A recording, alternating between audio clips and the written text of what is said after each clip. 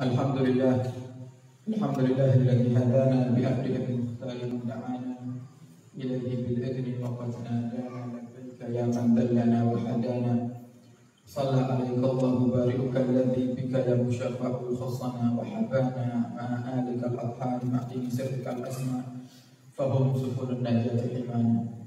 Allahumma salli wa sallim wa barik wa karim wa majid wa azim علينا وحبيبنا وشفيعنا وقرة أعيننا ونور قلوبنا مولانا محمد افتح باب رحمة الله عدد ما في علم الله صلاة وسلاما دائمين بدوام ملك الله. سبحانك لا علم لنا إلا ما علمتنا إنك أنت العليم الحكيم. رب اشرح لي صدري ويسر لي أمري واحلل عقدة من لساني يفقهوا قولي بجاه النبي وصحبه والآله.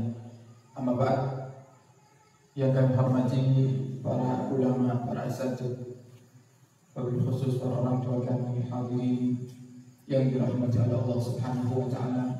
Alhamdulillah, di malam hari ini Allah mudahkan kita untuk bisa berkumpul dalam satu majelis yang mulia, majelis yang penuh keberkahan, taman daripada taman-taman surganya Allah Subhanahu wa taala.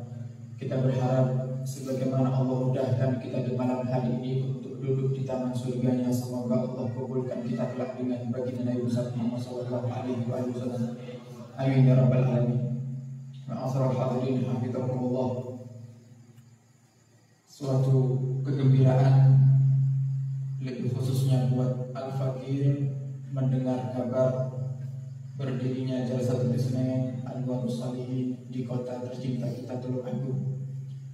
Harapan kita ke depan, Al-Fakir punya keinginan besar, cita besar untuk kota kita Tulung Agung. Berharap ke depan kota ini dikenal dengan kotanya Rasulullah SAW. Maka kita sangat bergembira sekali dan sangat berharap kepada Allah Subhanahu wa taala, semoga Jalsatul Isnan Anwarus Shalihin ini bisa berkembang pesat di kota kita tercinta Tulung Agung, membawa umat, membawa diri kita semakin dekat dengan Rasulullah Sallallahu Alaihi Wasallam. Maka kita mengajak kepada semua yang hadir di sini untuk jangan ragu-ragu untuk berjuang di majelis yang mulia ini. Maka setiap yang hadir di malam hari ini, siapapun Anda, ayo kita berjuang dengan apa yang kita mampu. Jika kita mampu berjuang dengan harta kita, ayo kita berjuang dengan harta. Jika kita mampu berjuang dengan tenaga kita, ayo kita berjuang dengan tenaga. Karena sungguhnya hidup ini, para hadirin, hakikatnya adalah untuk berjuang. Cuman perjuangan tersebut akan diridhai oleh Allah Subhanahu wa taala jika kita arahkan perjuangan itu untuk Allah dan Rasulnya. Jadi dengan kerja adalah sebuah perjuangan. Kemudian dengan menikah pun juga sebuah perjuangan. Cuman perjuangan kita yang kita lakukan semasa hidup kita ini akan menjadi sia-sia jika tidak kita niatkan untuk Allah dan Rasulnya. Maka tidak ada perjuangan yang lebih indah melainkan memperjuangkan majelisnya Rasulullah. Tidak ada perjuangan yang lebih dicintai oleh Allah dan Rasulnya ketimbang daripada melanjutkan dakwah Nabi kita Muhammad sallallahu alaihi wasallam. Maka sering kita sampaikan kepada masyarakat, berjuang, berdakwah itu tidak harus dengan berceramah. Berceramah adalah tugas perjuangan para ustaz, tugas perjuangan para ulama. Akan tapi kita yang mungkin belum bisa berjuang dengan ilmu kita, maka apa yang harus kita lakukan? Apakah kita berhenti untuk berjuang? Tidak. Karena memang kita disebut umatnya Nabi Muhammad yang Allah cintai, dan bahkan lebih Allah kedepankan daripada umat-umat yang lainnya, disebabkan kita ini umat Nabi Muhammad yang punya ciri khas. Sebagaimana Allah katakan dalam Al-Quran, kuntum khaira ummatin ukhrijat linnas. Kalian itu adalah sebaik-baiknya umat yang Allah hadirkan di kalangan para manusia dari zaman Nabi Adam hingga nanti hari kiamat. Sebaik-baiknya umat adalah kita, umatnya Nabi Muhammad SAW. Kenapa kita dikatakan baik? Apakah karena sholat kita? Tidak. Dan ini kita wajib untuk sadar diri. Tidak pantas kita dikatakan umat yang terbaik, kemudian kita sadarkan kepada karena saya istiqomah menjalankan sholat 5 waktu. Karena sholat 5 waktu kita para hadirin belum tentu terima oleh Allah Subhanahu wa taala. Sekarang ayo kita tanyakan dalam hati kita sendiri, kira-kira yang tadi sholat Isya, dengan sholat Isya dari awal takbiratul ihram sampai salam, kira-kira siapa di antara panjenengan yang hadir ini semuanya yang yakin 100% dari awal takbir sampai salam jenengan ingat Allah Subhanahu wa taala? Nah, kira-kira itu ada. Kita ini sholat kadang memikirkan sesuatu yang berkaitan dengan dunia.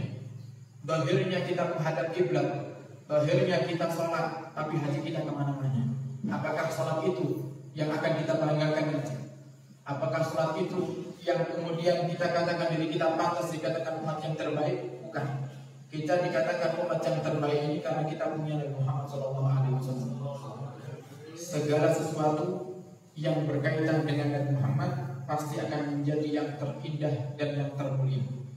Maka kalau panjenengan kepingin menjadi hamba Allah yang paling terindah, menjadi hamba Allah yang dimuliakan, maka sandingkan kehidupan panjenengan dengan Rasulullah SAW. Contoh dikit Pak, contoh zahir. Mungkin ada yang pernah tahu kurmanya Rasulullah, yang dikenal dengan kurma Rasulullah, kurma apa namanya? Kurma ajwa. Kalau jenengan pernah makan kurma ajwa, coba jenengan bandingkan rasanya kurma ajwa dengan kurma sukari misalnya. Nah, yang pernah makan kurma sukari ini rasanya enak, lembut, manisnya pas. Ini kurma sukari. Makanya bulan Ramadan kemarin lagi viral itu di Indonesia kurma sukari. Makanya yang jualan, masa Allah sebelum Ramadan 180, bulan Ramadan jadi 300. Nah, saking enaknya dari kurma sukari. Jangan bandingkan dengan kurma Nabi Muhammad, kurma ajwa. Kurma ajwa itu kecil, hitam, bulat, dan keras. Tapi kenapa tidak ada yang bisa mengalahkan harga atau daripada terkenalnya kurma ajwa? Karena kurma ajwa dikenal dengan kurmanya Rasulullah SAW. Ini juga menjadi contoh bagi kita. Nabi Muhammad itu kalau makan tidak seperti kita. Kita ini kalau makan pilih-pilih, carikan yang enak. Misal nih, jangan di daerah apa nih, Kedung Soko nih. Di daerah Kedung Soko kepingin sarapan nasi pecel, gitu. Makan nasi pecel, kemudian dihidangkan nasi pecel, jangan lihat tuh bumbunya titik. Gitu. Kira-kira besok bakal kembali lagi ke sini nomor. Ya cari yang aku. Pengennya pecel sih bumbunya kan. Sengitiannya orang pelit kalau bumbu kan ada. Kita masih pilih-pilih, kita cari makan itu yang enak, yang selera dengan kita. Nabi kita Muhammad kalau makan itu seadanya. Makanya Muhammad makan bukan berarti di zaman Muhammad ada kurma yang enak, ada. Cuma Nabi Muhammad lebih memilih kurma ajwa. Coba sekarang kita lihat, karena kurma ini sebenarnya tidak seberapa manis sebenarnya, bahkan keras kurma ajwa itu. Tapi karena kurma ini menjadi kurma favoritnya Rasulullah, sampai detik ini menjadi mulia kurma ajwa itu. Setiap orang yang haji, setiap orang yang umroh pasti pulang bawa kurma ajwa. Dan kalau jangan bandingkan harga di sana, kurma ajwa lebih mahal daripada kurma-kurma yang lainnya. Di Saudi itu pengalaman kita umroh ada kurma sekilo 2 real. 2 real itu 1 real itu 3.500. Berarti 2 real 7.000. Tapi kalau jangan cari kurma ajwa 2 real tidak bakal ketemu deh. Pasti mahal, padahal rasanya jauh. Rasanya lebih enak kurma-kurma yang lainnya. Ini contoh, salah satu contoh bahwasanya sesuatu yang berkaitan dengan Nabi Muhammad akan menjadi yang paling terindah dan dimuliakan. Kita dimuliakan karena apa? Kita ada sambung dengan Nabi kita Muhammad. Kita adalah umat Nabi Muhammad. Makanya Allah mengatakan kita adalah umat yang terbaik. Nah, kalau kita kepingin di mata Allah menjadi umat atau hambanya yang terbaik, satu-satunya jalan adalah dengan kita menyandingkan diri kita dengan Rasulullah SAW. Nah, bagaimana caranya? Mungkin dengan sholawat, mungkin dengan mengamalkan sunnah-sunnahnya. Terus pokoknya ada kaitannya dalam kehidupan kita dengan Rasulullah SAW. Maka mari dengan kita berjuang di majelis ini Jalsatul Isnin, maka sama dengan kita sambungkan diri kita dengan Rasulullah SAW. Maka jangan pernah ragu untuk berjuang, yang semangat untuk berjuang.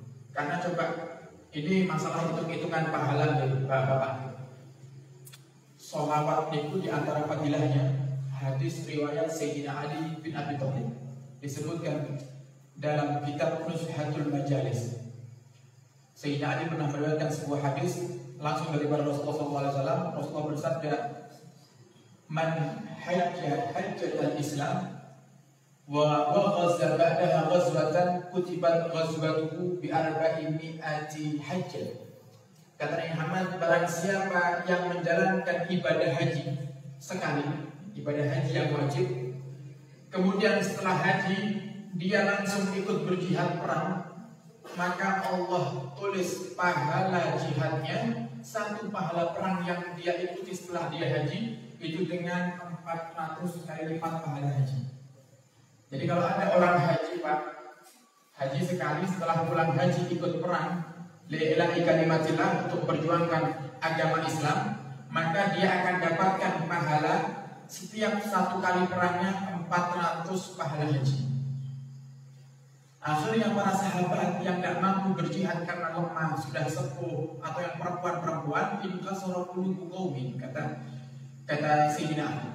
Dengan hadisnya Nabi Muhammad ini, para sahabat yang tidak mampu berjihad itu mereka sedih. Wah, enak ini, mereka bisa haji, lalu tinggal di Mekah, tinggal Madinah dekat, mau haji dekat. Cuman sayangnya kalau mereka setelah haji bisa berjihad, kami yang sudah sepuh, kami yang perempuan, kami yang masih anak-anak tidak bisa berjihad.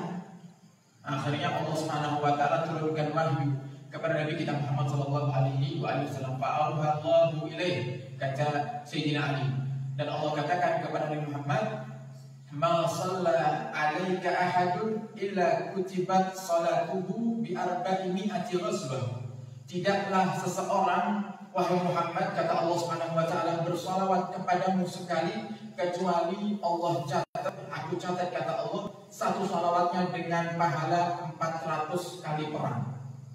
Dan satu kali perangnya aku catat 400 kali haji.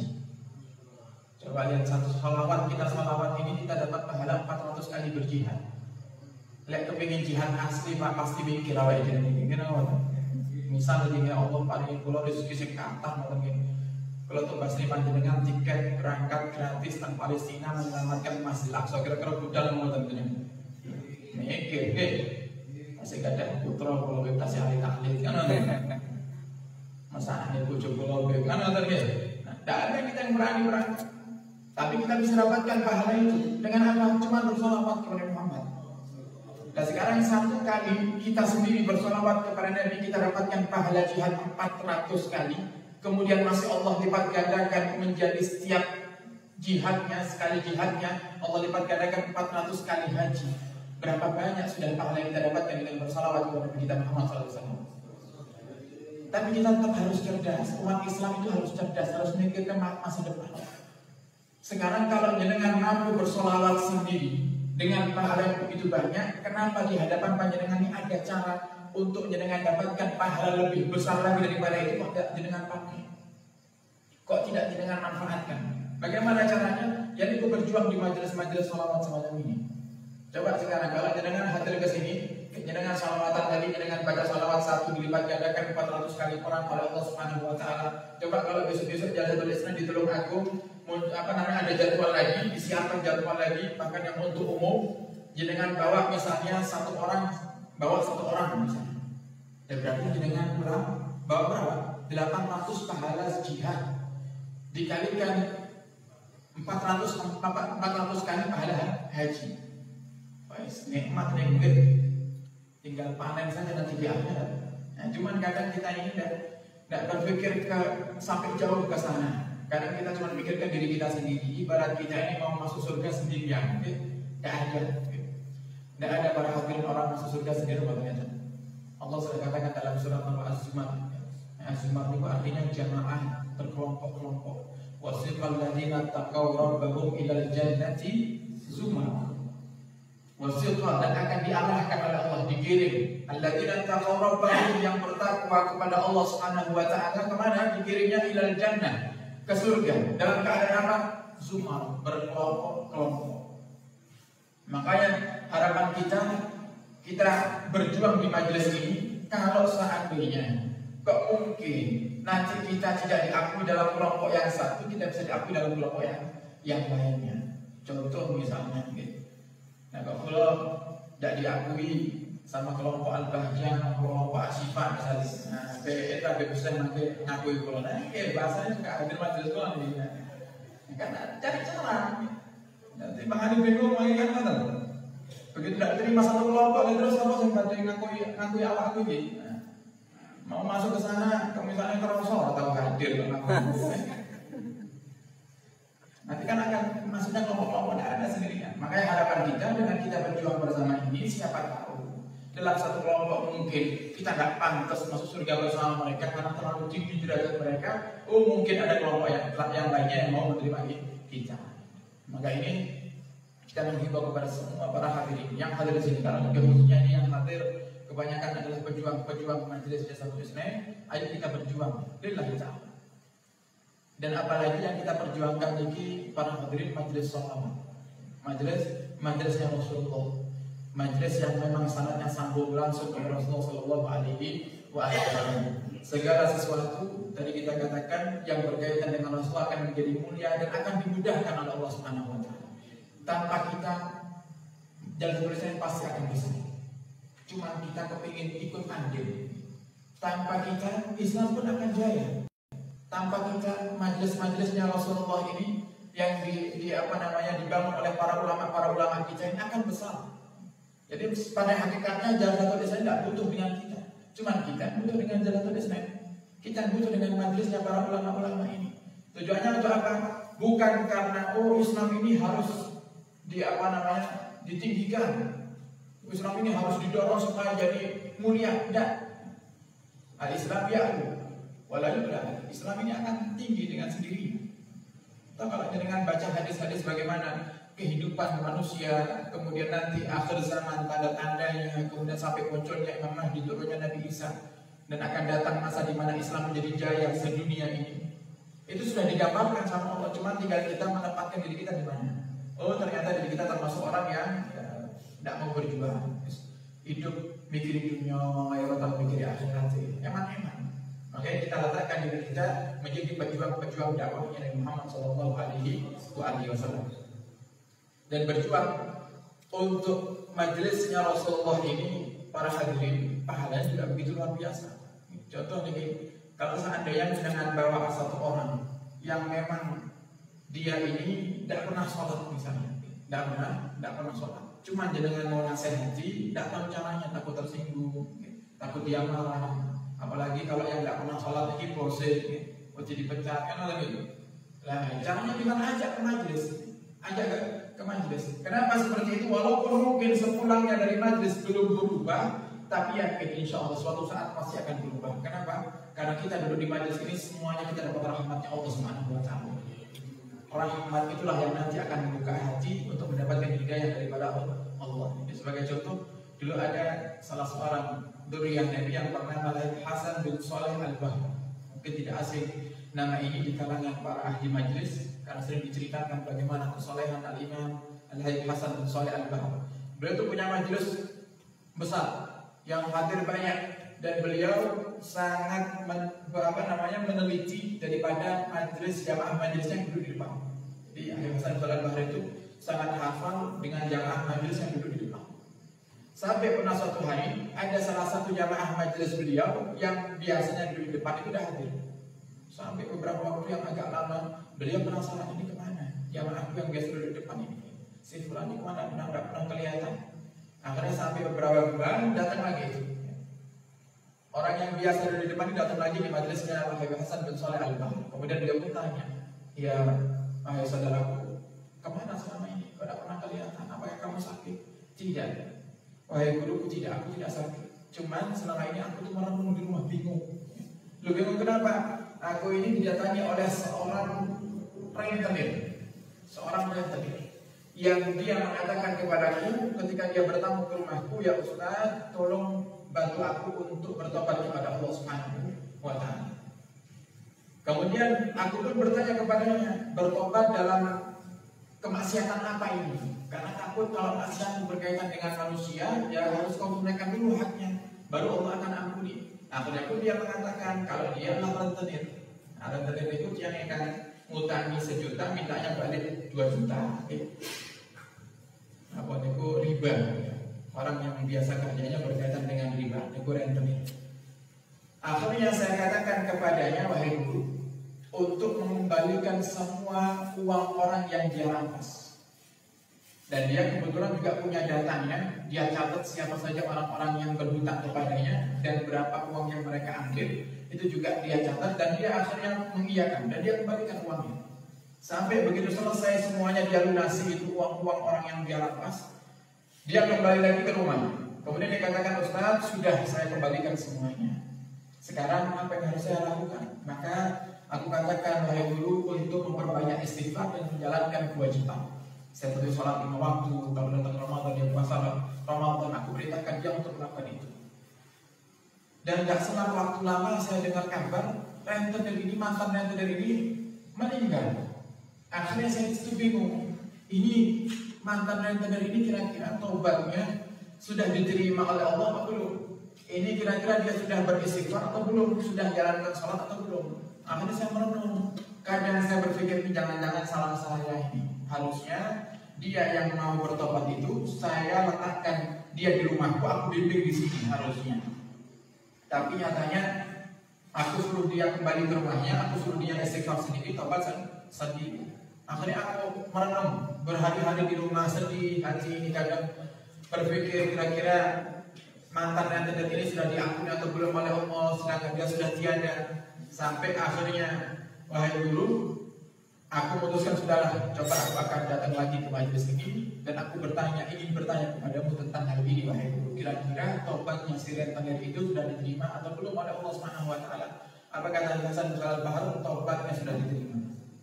Tobatnya sudah diterima. Bagaimana bisa diterima, wahai guru? Bagaimana engkau yakin kalau tobatnya sudah diterima? Karena aku pernah melihat rentenir itu hadir di majelis. Cuma dia hadir bukan untuk duduk mendengarkan nasihat dariku, dia hadir adalah untuk menagih hutang jamaahku yang punya hutang kepadanya. Jadi dia itu pergi ke rumah orang yang dia berikan hutang, waktu sudah jatuh tempo untuk bayar, ternyata orangnya tidak ada. Tetangganya bilang, orang yang tinggal di sini pergi ke majelisnya Hasan bin Al-Bahar. Akhirnya si rentenir ini datang ke majelis. Dia duduk di paling belakang sendiri, bukan dengan tausiah, cuma mau nagih hutang. Coba ini saking parahnya nih, hadir majelis cuma ingin ketemu orang yang dihutangi supaya bayar hutangin. Dipantau sama dia itu bubak mau didatangi. Ini kan saking parahnya nih, hukum dunianya harus mentok nih. Akhirnya apa? Kata Hasan bin Al-Bahar, ketika dia duduk untuk mencari orang yang berhutang kepadanya, maka saya yakin di saat itu Allah turunkan rahmat. Dia pun yang dekat dengan majelis ini, dia kecipratan rahmatnya. Karena dia kecipratan rahmat, saya yakin suatu hari orang ini pasti akan bertobat kepada Allah Subhanahu wa taala. Inilah kenapa para salaf kita, para habaib kita, para ulama kita ketika di majelis mereka selalu mengajar anak-anaknya. Kenapa seperti itu? Walaupun anak-anak kita tidak paham, tapi mereka mendapatkan rahmat daripada Allah Subhanahu wa taala. Coba kalau jenengan pas di majelis jenengan ketemu lari-lari alim, kata jenengan tambah ustaz itu ceramah apa kira-kira paham betul? Tidak paham, enggak ada yang main-main gambar gitu. Terus guyon-guyon dari mulai malam dia tidur kadang. Itu para ulama melakukan itu.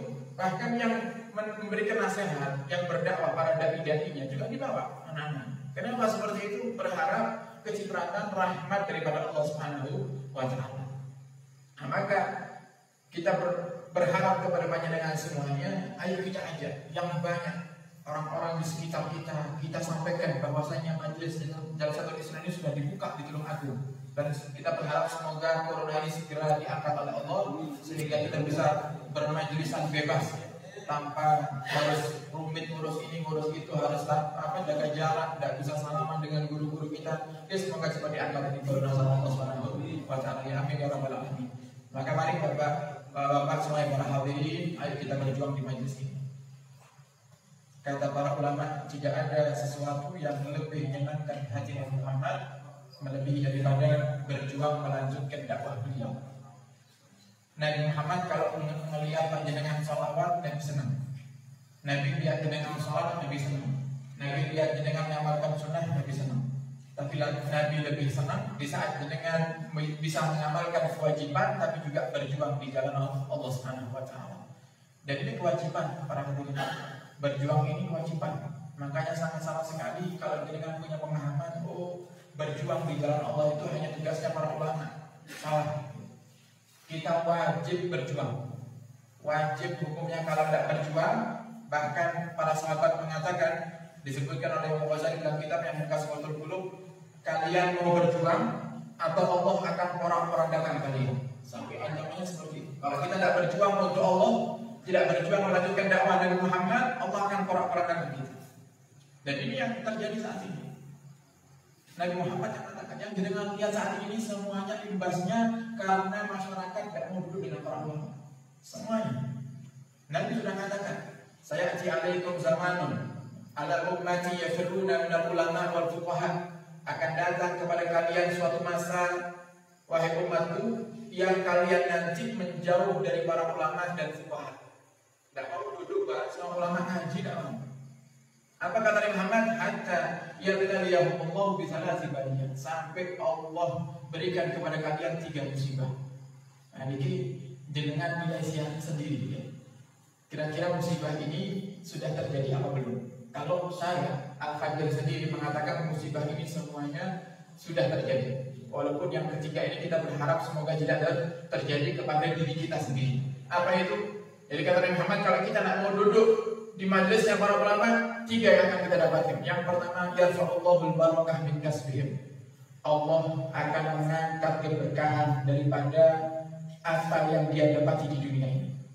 Rezeki tidak berkah. Dengan kerja balik tulang siang, pagi, siang, malam, tidak diberkahi sama Allah. Umur tidak diberkahi. Dan sekarang ini nyata.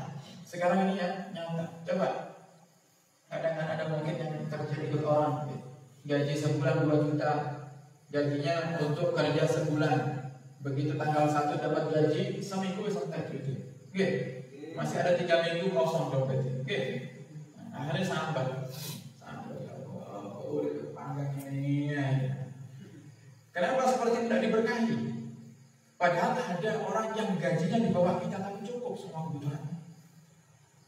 Cukup semua kebutuhannya. Kenapa? Karena tahu sedikit berkah itu lebih baik daripada banyak tidak berkah.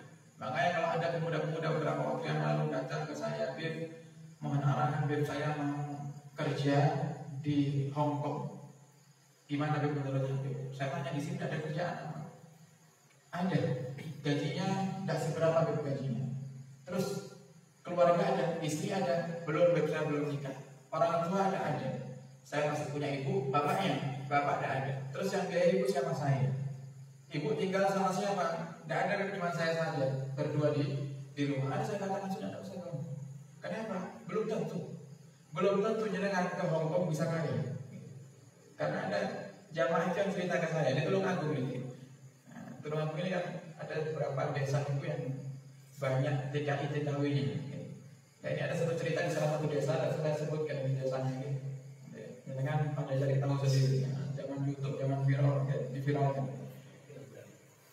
Ada satu pekerja di Indonesia ini yang kerja di luar negeri. Dia nabung duit banyak, akhirnya dia pulang. Setelah bertahun-tahun dengan tabungan yang banyak, emas yang banyak, dia pulang ke Tulungagung. Setelah itu di rumah dia khawatir sendiri, takut duitnya dan emas-emasnya hilang. Ini dunia tidak enak. Coba kalau dengan punya emas 1 kilo negeri, majlisan orang mau itu tenang. Padahal harus dikempok di lemari ini, kamarnya dikunci, rumahnya dikunci, kadang masih nyawa satpam lagi. Tidak tenang, itu dunia. Bikin hati tidak tenang dunia. Makanya jangan sampai dunia itu masuk ke hati. Kata para ulama, cukup dunia itu di tangan saja. Jangan dimasukkan ke hati, cukup di tangan aja. Jangan dimasukkan ke hati. Kalau di hati, jadinya hidup ini tidak tenang, takut kehilangan, takut ini. Coba tidak di hati.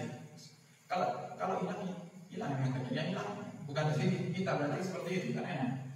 Kita punya guru yang ahli baharun itu. Pada saat kita juga dikaji oleh saya bisa di pondok kitab Fawaidul Muhtaram itu. Beliau itu kalau tidak salah pernah suatu hari kedatangan pengemis dan beliau itu selalu menghimbau kita sesungguhnya kalau ada pengemis jangan tolak. Beri apa yang kau mampu. Tidak mampu ngasih yang lumayan ya kasih yang kecil. Tidak mampu paling tidak kalau sudah mentok harus nolak ya, tolaklah dengan yang baik. Itu beliau tuh pernah datang pengemis lagi tidak bawa duit, di kantongnya cuma ada handphone, dikasihkan sama handphone. Coba kalau kita Android bisa, orangnya pun gede kayak pengemis. Mana mandi kalau kita kenapa cinta dengan dunia? Terus kenapa ini awal beliau cinta walaupun belum bisa kita sampai seperti itu belum bisa, tapi kita harus belajar mencoba hilangkan melawan ini cinta sama dunia, jangan sampai ada di hati. Nah ini sekarang nontonnya seperti itu, dunia ini bikin kita lupa daripada Allah Subhanahu Wa Taala, kita takut daripada Allah. Nah semakin banyak kita punya dunia, semakin kita tidak betah dimanapun kita berada. Maka jangan sampai dunia itu masuk dalam hati. Jadi cerita apa sebelumnya dunia? Oh cegah, iya benar. Akhirnya dia bingung nyimpan harta ini gimana. Dia nyimpan hartanya itu lucu ya. Ini nyimpan hartanya di bawah kompor jadul. Tahu apa kalau di desa itu? Pawon yang dari semen itu. Nah, nanti pakai kayu bakar. Nah itu ada dua pawonnya, itu ada dua. Lubangnya buat bakar juga ada kali. Yang satu sengaja tidak dia pakai, dia simpan kotak emas dan duitnya di dalam pawon tersebut. Kompor yang tidak dipakai disimpan, kalau paling belakang sudah di pojok. Ini insya Allah maling orang mati. Ya kalau maling siapa yang kepikiran duit simpan di kompor campur sama abu-abu ngomongnya. Akhirnya suatu hari dia pergi, ibunya di rumah mau masak. Nah, masak kok subhanallah, Allah arahkan masak pakai kompor yang di sebelah sini. Dia pasang itu api kayu di bara api, yang sudah nyala apinya dimasukkan, masak dia, masakan enak. Kemudian ketika anaknya datang, lihat tuh kompornya kok sudah dipakai, nangis dibongkar, duit semua sudah terbakar. Coba lihat. Kalau Allah tidak takdirkan kaya, walaupun dengan kerja di Saudi, kerja di Taiwan, kerja di Hongkong, tidak apa-apa ya.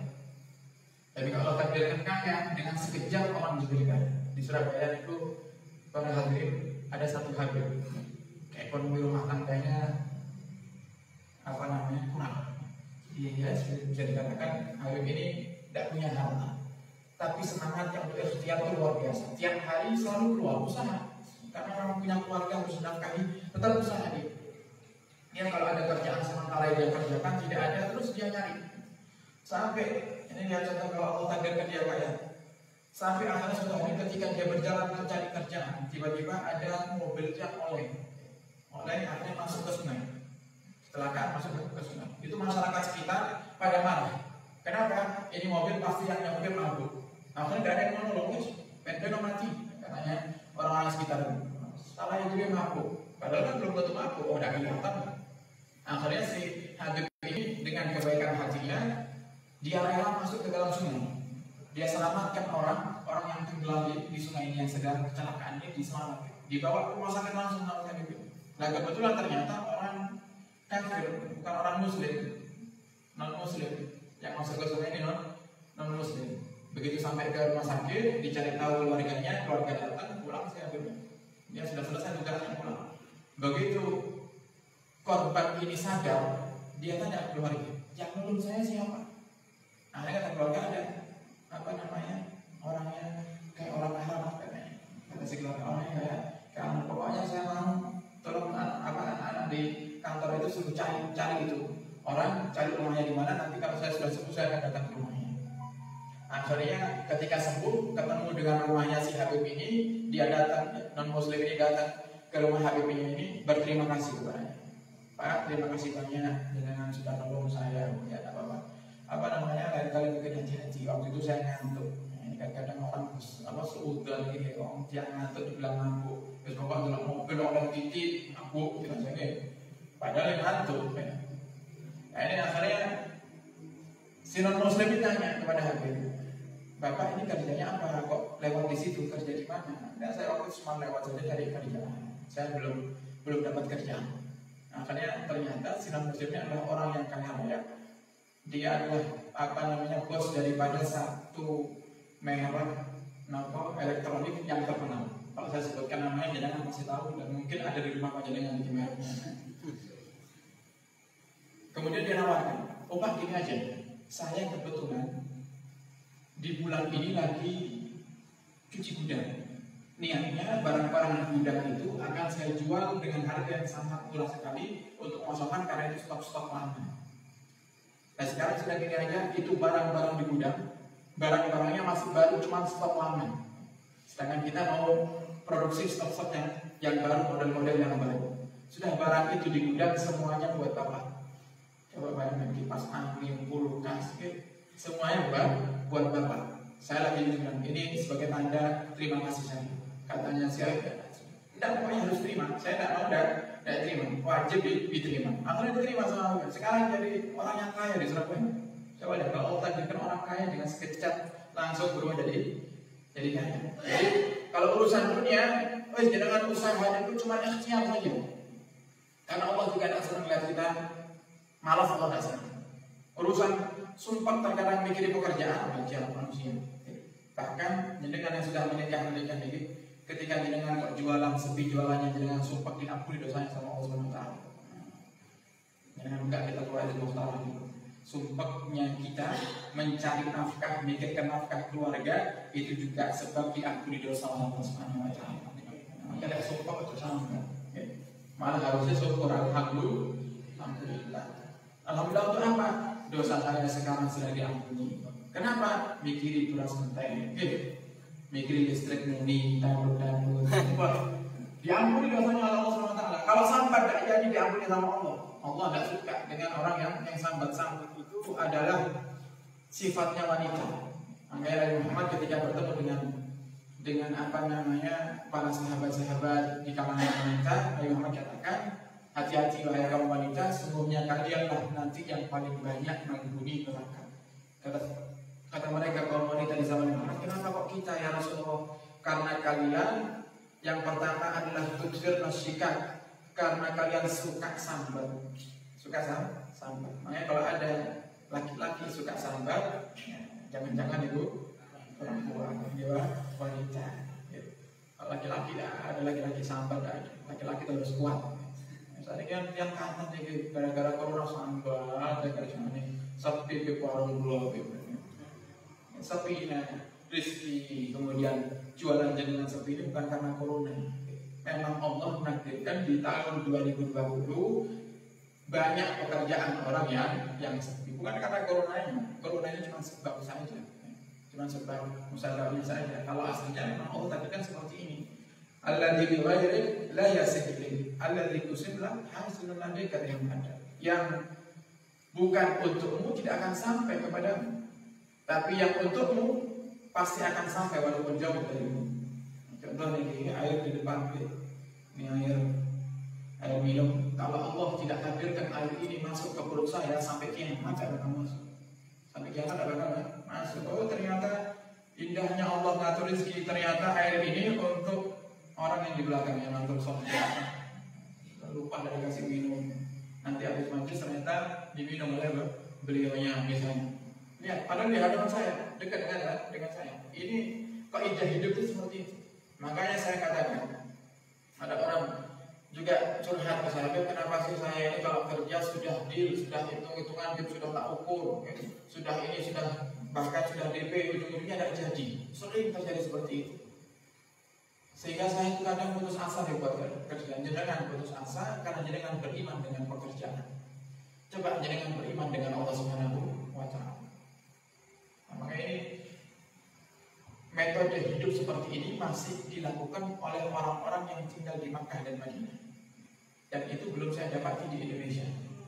Di Mekah, Madinah itu Pak kalau dengan umroh, semoga belum umroh, segera umroh. Di sana itu hampir semua pedagang yang jual makanan mereka menggratiskan untuk mencoba sepuasnya.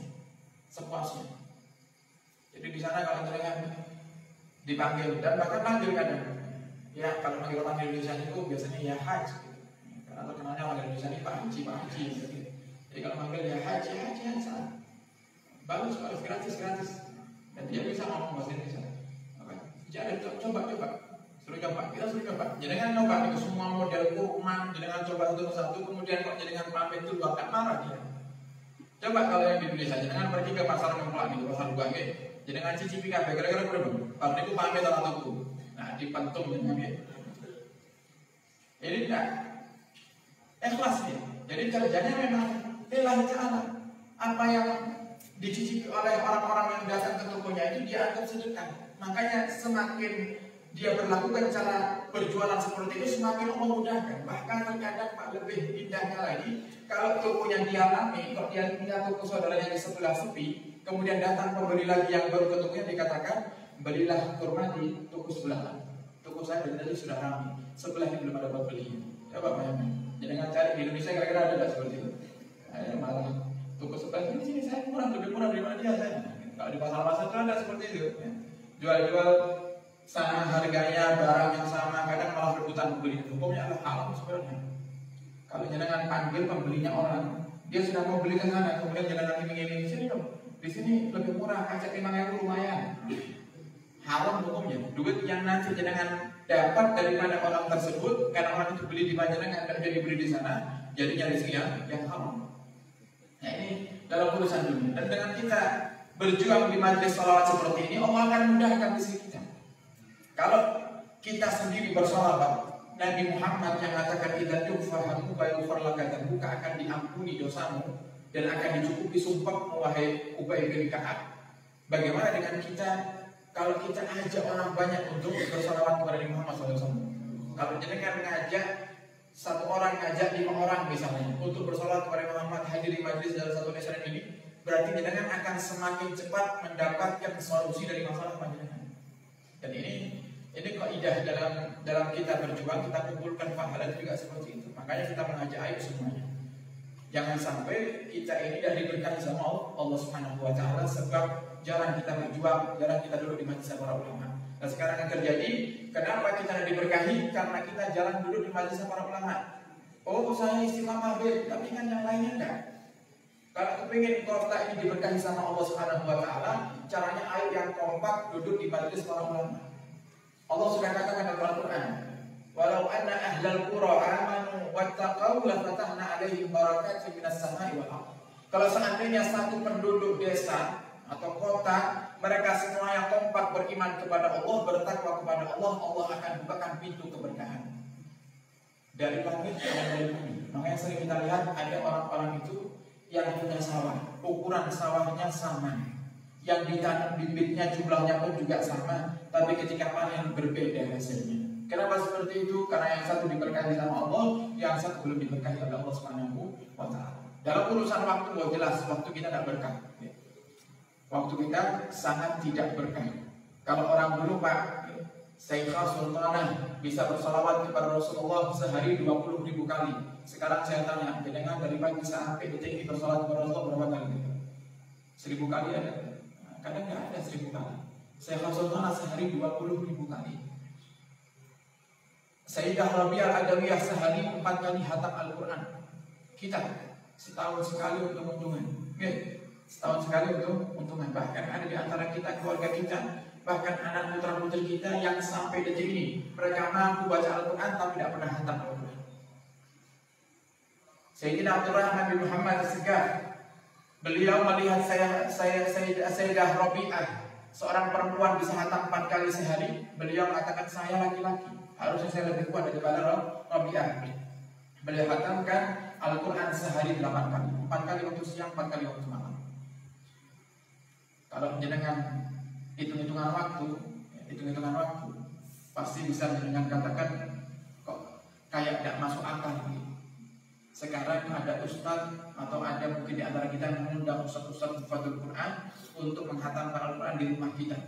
Dia baca Al-Quran, mereka baca Al-Quran dari pagi, hatamnya sore. Berapa hatam? Sekali hatam. Dan kadang yang baca 3-4 orang. Ini Sayyidah Rabi'ah Al-Hayatullah Muhammad Segar sendiri 8 kali hatam sendiri. Kenapa kok bisa? Sedangkan kita kenapa kok bayi kita tidak masuk akal? Karena waktu kita sudah tidak diberkahi. Dan lagi-lagi ini juga pernah disebut oleh Nabi Muhammad dalam hadis-hadis yang berkaitan dengan asal usaha.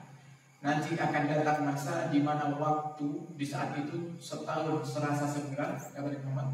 Sebulan serasa seminggu, seminggu serasa sehari, sehari serasa seperti daun yang kering yang dibakar dengan api.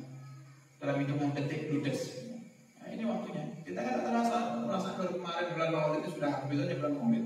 Sekarang Rabiul Tsani, sekarang sudah akhir Rabiul Tsani. Nanti tiba-tiba Jumadil Awal sudah tidak terasa Ramadan lagi. Baru puasa Ramadan tidak terasa sudah takbirannya. Malam hari raya Idul Fitri. Ini menunjukkan kalau waktu kita sudah tidak berkah. Maka kenapa sebabnya? Karena saat ini kita jarang hadir di majelis yang ulama. Maka kalau kita yang kepingin rezekinya diberkahi, umurnya diberkahi, keluarga diberkahi, yang sering-sering duduk bersama para ulama. Kemudian yang kedua, musibah yang Allah akan berikan kepada kita jika kita tidak duduk di majelis para ulama adalah yusallitallahu alaihim sultanan thayyibah. Allah akan angkat untuk kalian pemimpin yang zalim. Jadi kalau kita kepingin tidak mendapatkan pemimpin yang zalim, kuncinya duduk bersama para ulama, ngaji, evaluasi diri kita, kira-kira sudah sejauh apa kita dekat dengan para ulama, sudah sejauh istiqamah apa kita duduk di majelis para ulama. Dan yang ketiga, ini yang paling kita takutkan adalah siapa yang jarang duduk di majelis para ulama, usia ditakutkan matinya su'ul khatimah. Apa hubungannya mati su'ul khatimah dengan duduk di majelis para ulama? Kita kembalikan kepada ayat Al-Quran. Allah katakan dalam Al-Quran, wa ma khalaqtul jinna wal insa illa liya'budun. Tidaklah aku ciptakan jin dan manusia ini kecuali hanya untuk beribadah kepadaku. Tugas kita hidup ini untuk ibadah. Sudah tidak ada yang lain, untuk ibadah. Lantas kalau kita hidup untuk ibadah, maka kita harus tahu caranya ibadah ini seperti apa. Dan bagaimana kita akan tahu caranya ibadah yang benar kalau kita tidak pernah duduk bersama para ulama? Fas'alu ahla dzikri kuntum la ta'lamun. Tanyalah orang-orang yang berpengalaman, orang-orang yang berilmu di saat kalian tidak paham dengan sesuatu. Tanya kepada mereka. Nah, makanya karena kita tidak tahu caranya ibadah yang benar seperti apa, kita tidak tahu bagaimana cara mendekatkan diri kepada Allah, akhirnya kita tidak bisa ibadah. Sedangkan mati husnul khatimah itu adalah mati di saat kita yang baik, di saat kita beribadah kepada Allah Subhanahu wa taala. Masya Allah. Allah.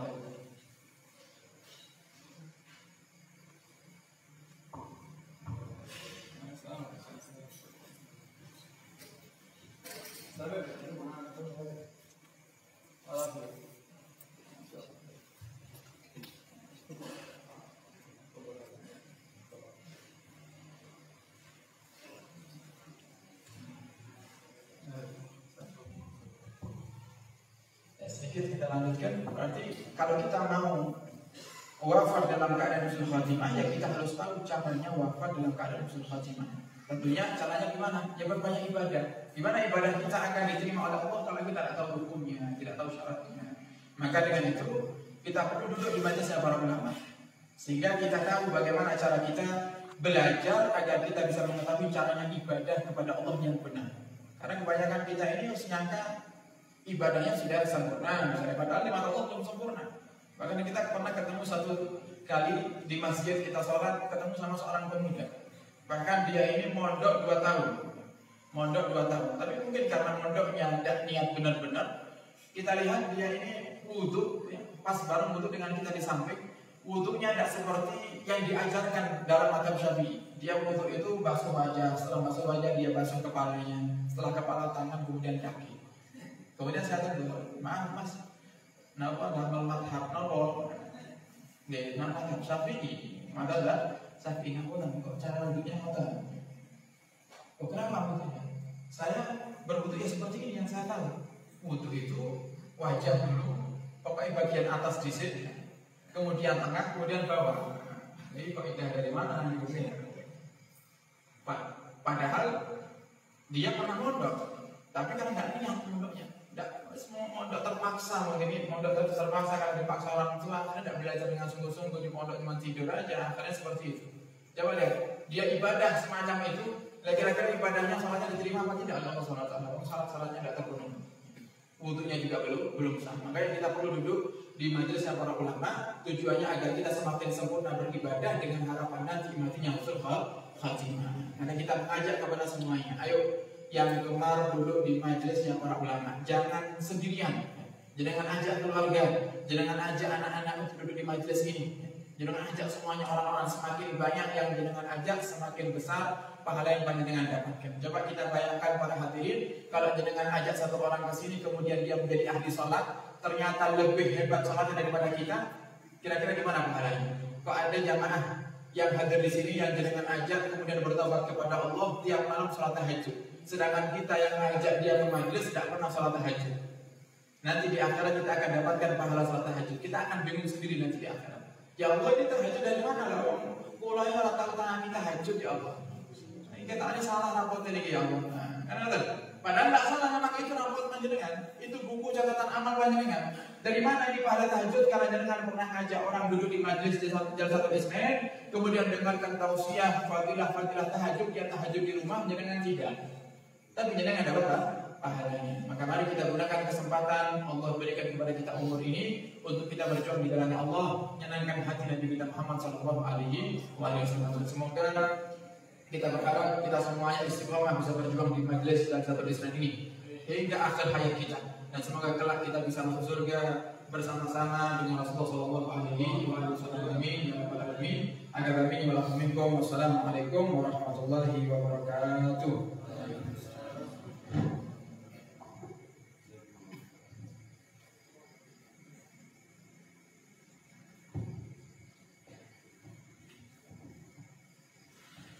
Alhamdulillah, kami haturkan terima kasih banyak jazakumullah khair kepada beliau Al-Habib Hasan bin Ali Asgar. Semoga apa yang disampaikan beliau, dawuh-dawuh beliau, nasihat-nasihat beliau, wasiat-wasiat beliau kepada kita semuanya bisa membawa keberkahan dan membawa kepada kita taqarrub kepada Allah Subhanahu wa taala dan menambah mahabbah kita, kecintaan kita kepada baginda Nabi Muhammad sallallahu alaihi wasallam. Untuk selanjutnya sebagai penutup, kita tutup dengan doa Maulid ya Alamin.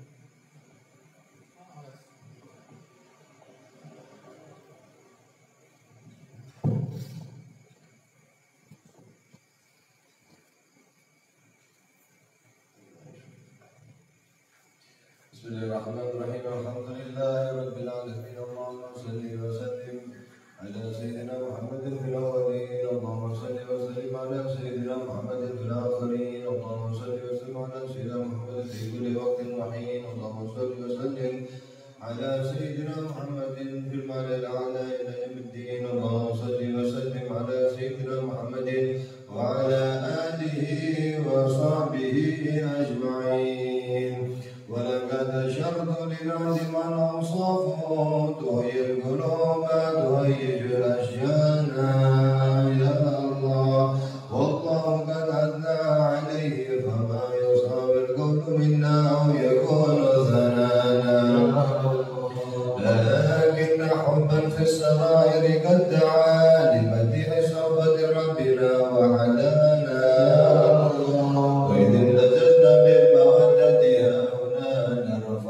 أيدي فقرنا ورجانا للواحد الأحد العلي إلهنا متوسلين بمن إليه دعانا، مختاره وحبيبه وصفيه زين الوجود به الإله حبانا. يا ربنا يا ربنا يا ربنا بالمصطفى اقبلنا جب دعوانا، أنت لنا يا ذخرنا في هذه الدنيا وفي أخرانا، أصلح لنا الأحوال واغفر ذنبنا ولا تؤاخذ ربي إن أخطأنا، واسلكنا بنهج طه المصطفى ثبت على قدم الحبيب خطانا، أرنا بفضل منك طلعة أحمد في بهجة العين الرضا ترعانا، واربط به في كل حال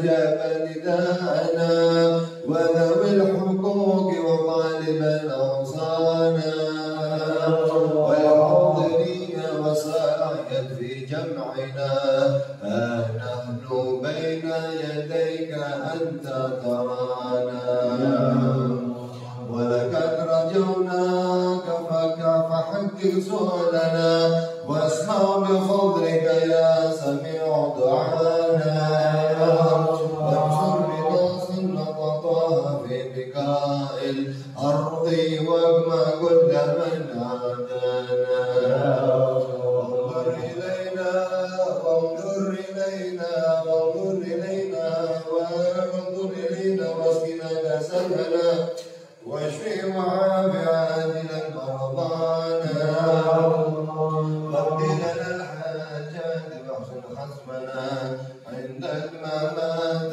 واصلح عقبانا يا ربي واجمعنا واحبابا لنا في دار الفردوس يا رجوانا يا ربي واجمعنا واحبابا لنا في دارك الفردوس يا رجوانا يا ربي واجمعنا واحبابا لنا في دارك الفردوس يا رجوانا بالمصطفى صل عليه واله ما حرك ريح السماء أغصانا سبحان ربك رب العزة عما يصفون وسلام على المرسلين والحمد لله رب العالمين إن الله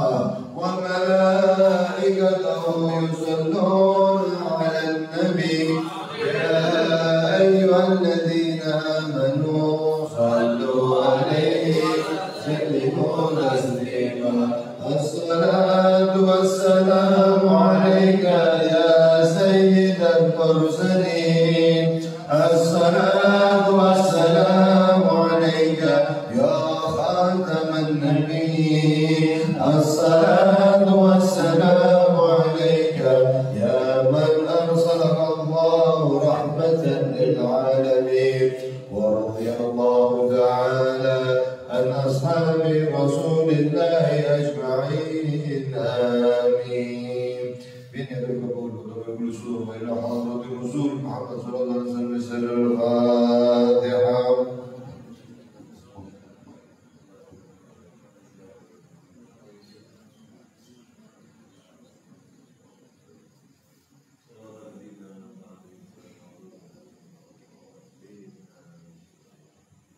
Alhamdulillahirrahmanirrahim.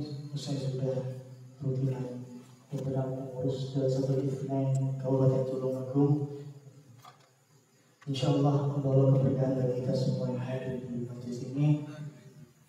Apabila ada kesalahan dalam tingkah laku dan perkataan, kami mohon maaf sebesar-besarnya. Hadirin Allah yang berbahagia, Assalamualaikum warahmatullahi wabarakatuh. Untuk yang hadir pengurus, jangan tinggalkan tempat dulu, kita musyawarah bersama Habib Syekh. InsyaAllah.